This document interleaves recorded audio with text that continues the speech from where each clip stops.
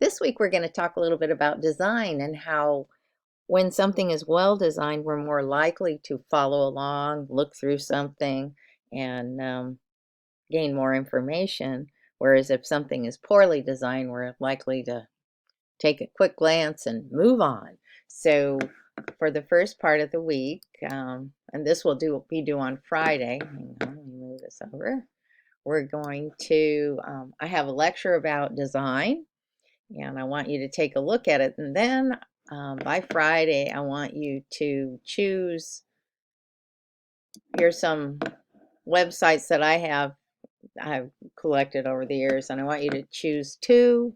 Take a look at them that you think look like they need some help, and then two that you think are well done, and then explain why. But we'll go further in depth than that. Here we go.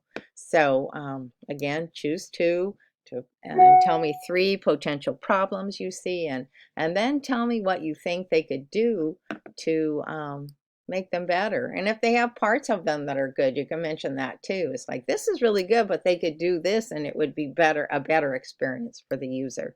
And then, like I said, pick two that you think are really well done and attractive, and you look at it and you want to keep looking at it and figure out more, and you're willing to come back and look at it again and tell me what it is about it.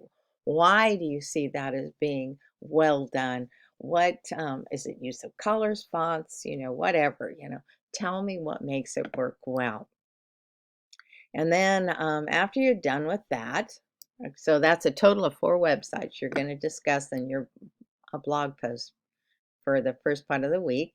And then I want you to go back and look at what people wrote about the business research they did last week. And your group should have probably changed because I've had some people shuffling in and out of class.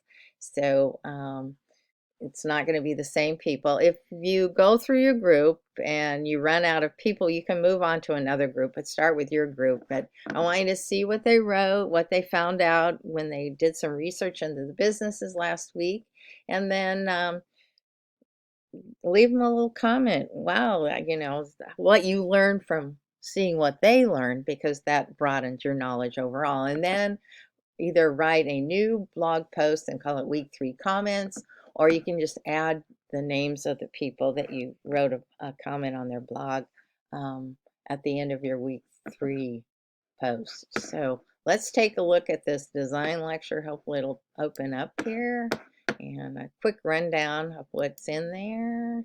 Hang on, I'm going to stop. All right, when I was getting my master's degree, I had to take a class, and one of the things we talked about was what makes a good website, and they use the first 4 letters, CRAP. A good website is full of crap, right? Well, I thought that's pretty funny, but it leaves some things out. So, but let's start. Each letter stands for something. So the C stands for concept. Did they think of a good concept? Overall, did they use a lot of contrast? So you can see this one has all the information, but everything's kind of brown, and it's got a little bit of blue, but this pops because it's got, those colors tie together, but it pops out. There's different sizes of fonts. The image is big, so it draws your attention.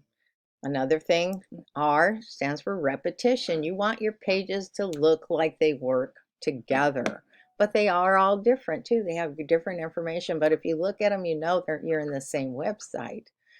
Alignment is important. If everything is centered, and I think I've commented on something, we are e-readers, right? So we can read down, our eye goes right back here.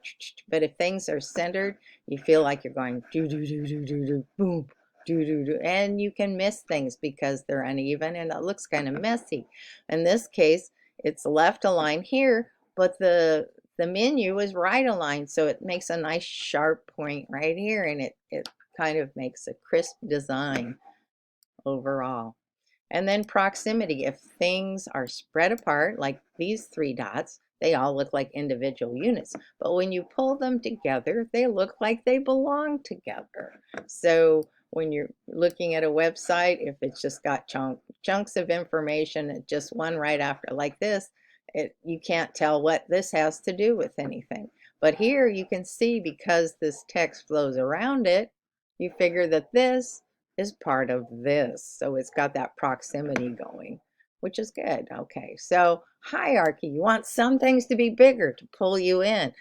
The details can be smaller because by then you're looking close and then you read the details. So this, again, everything looks kind of the same size and nothing jumps out at you. This one, the picture's big and the text, California poppy, it pops out at you. The typography you do, small text. When you're in print, you use a serif font. When you're in online, it's harder to read that, so it's nice to use. Of course, I didn't do that on this, but it's easier to read a sans serif font for the smaller text. And then ease of use, like I said, we're e-readers. It's easier to just go down and our eyes automatically go from left to right. We start at the top.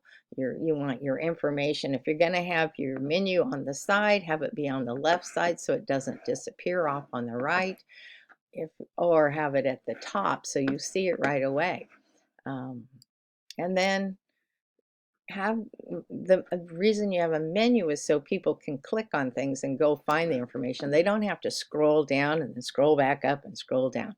So these are things I want you to think about when you are doing your review of the websites. And so this is included in the assignment so you can look at it and get a little bit more information.